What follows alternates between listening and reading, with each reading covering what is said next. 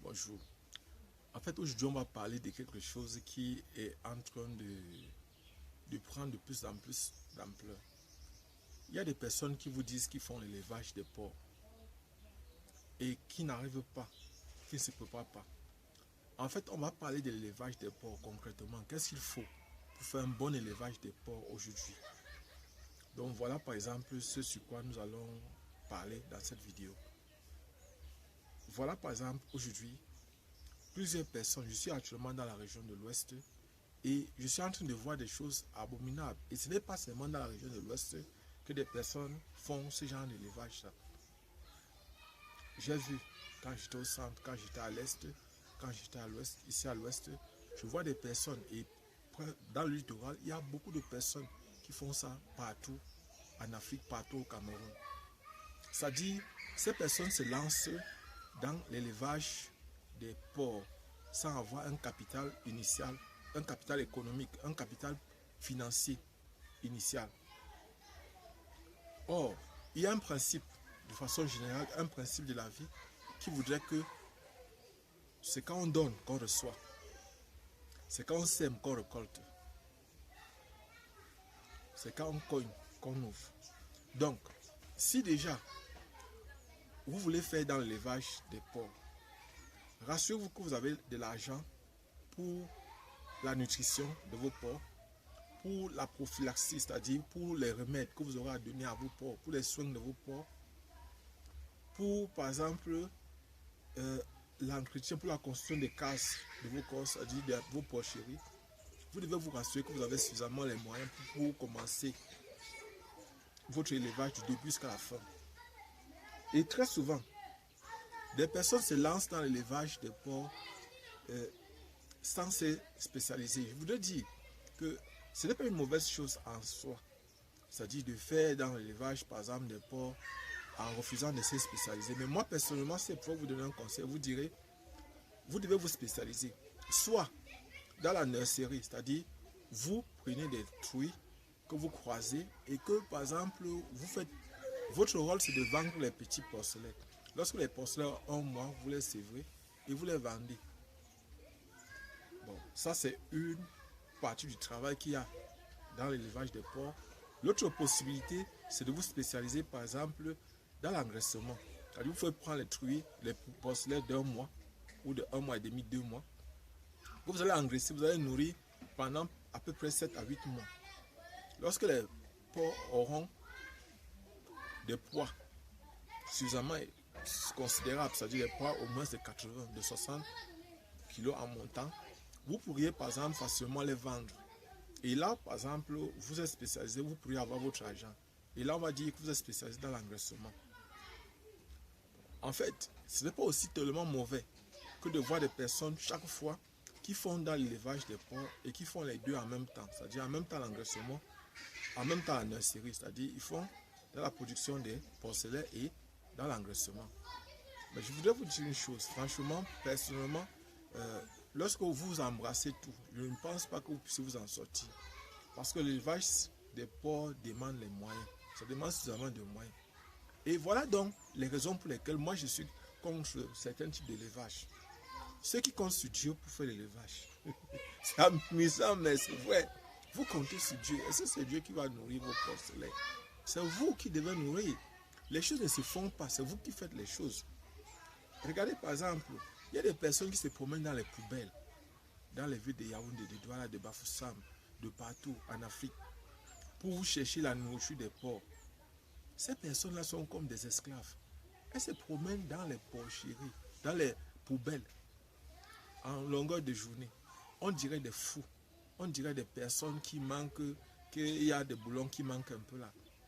Parce qu'ils sont en train de chercher, elles sont en train de chercher la nourriture du porc. Franchement parlant.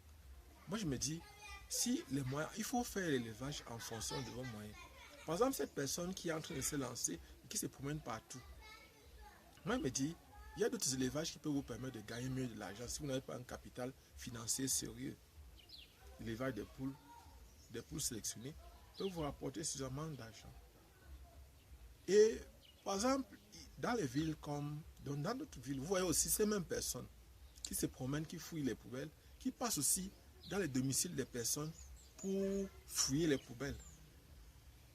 Et ces personnes, certains d'entre eux sont agressés comme des voleurs parce que parfois on les confond parfois. Et d'autres tuent leur propre poulet parce que tuent leur propre porc. Pourquoi? Parce qu'en fait, dans certaines maisons, vous voyez par exemple des personnes qui font ce genre d'élevage, qui se promènent à longueur de journée, de poubelle en poubelle. Et imaginez un instant que par exemple, on ait mis des remèdes pour tuer les souris et qu'il y ait des souris qui soient mortes. Tout ça, c'est dans la poubelle qu'on met pour à la fin les jeter. Et qu'à la fin, donc maintenant, c'est cette nourriture qu'on a mis pour les souris vont arriver par exemple à décimer par exemple les porcs d'une porcherie. Et voilà par exemple la personne sera totalement perdante parce qu'elle n'a pas voulu investir, elle n'a pas voulu mettre suffisamment de moyens pour réussir son projet. Donc, moi je voudrais vous donner un conseil si possible. Évitez de souffrir pour rien. Vous ne pouvez pas souffrir pour un animal. Et parfois même vous voyez, cette personne-là se sacrifie comme ça. À la fin, l'animal ne subsiste pas. L'animal n'arrive pas à s'en sortir. Moi je me dis, si vous voulez faire dans l'élevage des porcs, organisez-vous. L'élevage des porcs, c'est un élevage suffisamment rentable. C'est un élevage qui apporte énormément d'argent si vous êtes bien organisé. C'est un élevage, par exemple, imaginez un instant. Prenons un cas simple. Tablons sur quelque chose de simple. Vous prenez par exemple 4 truies, un verra, c'est-à-dire un mâle, 4 femelles.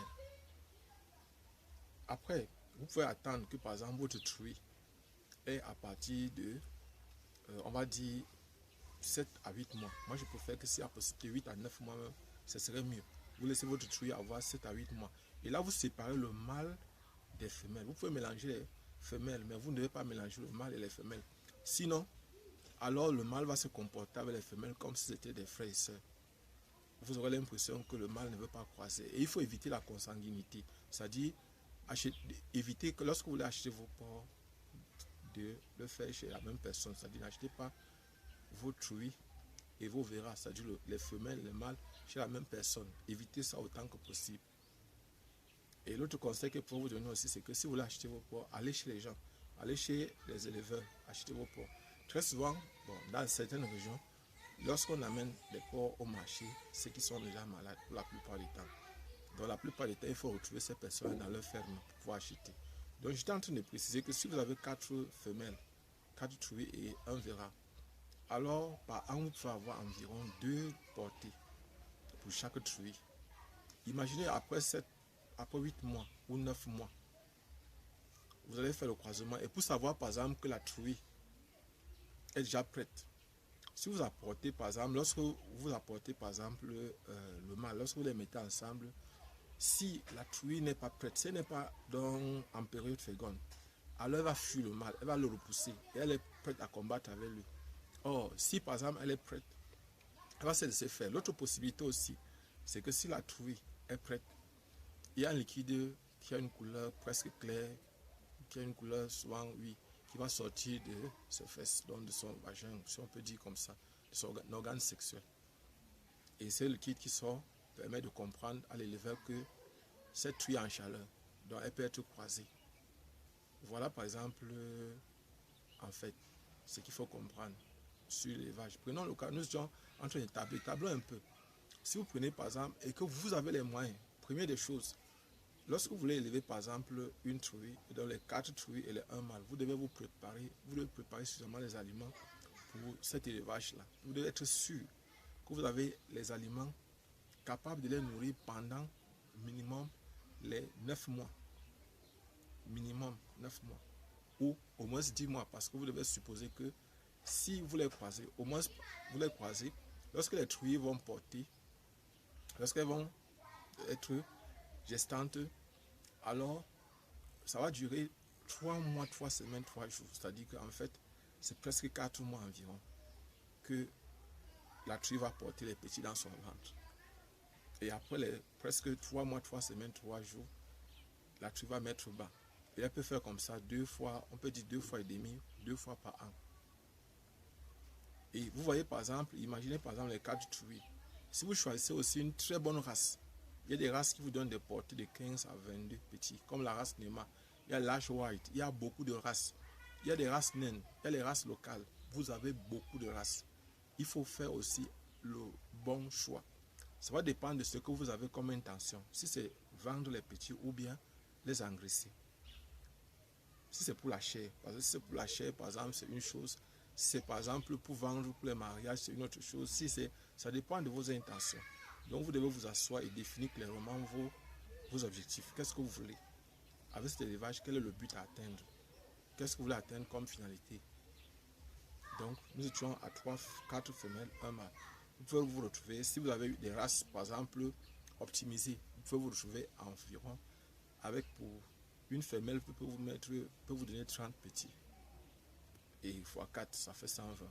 Si on descend à 100, que vous vendez un petit à, par exemple, on va dire 25 000. Vous êtes, par exemple, bon, par an, vous pouvez vous retrouver avec, si c'est 25 000, 10, ça va faire 250 000, ça fait 2,5 millions. Et là, vous avez, par exemple, vous avez gagné, par exemple, 2,5 millions uniquement sur la vente des petits, des porcelets, pour les 4. Donc, ça devait donner normalement autour de 3 millions et plus. Il faut donner plus de 3 millions. Mais ce qu'il faut comprendre, c'est que c'est un business qui rapporte énormément. Vous pouvez faire comme ça et puis préparer votre cheptel d'année en année. Et après un temps, vous serez peut-être une personne qui aura par exemple une très grande quantité de porc. Donc personnellement, je peux vous conseiller, lancez-vous. Mais avant de vous lancer, rassurez-vous que vous avez l'argent pour payer les aliments. Rassurez-vous que vous avez l'argent pour traiter vos porcs. Rassurez-vous que vous avez par exemple déjà un marché où vous allez vendre les fruits de votre travail. Rassurez-vous de tout ça. Et rassurez-vous aussi que vous n'êtes pas sur un endroit où, par exemple, aux environs, dans les environs, les maladies n'attrapent pas souvent par exemple, les animaux, les porcs. C'est ce que j'avais à partager avec vous aujourd'hui. Je suis Job Camden du groupe de répétition Blanc et je précise bien, notre objectif c'est de vous permettre, de vous aider à trouver le capital pour lancer vos projets, pour lancer vos business. Et personnellement, abonnez-vous, partagez la vidéo et mettez un pouce bleu, j'aime, pour apprécier ce que nous on fait tous les jours pour vous. Merci. Ciao.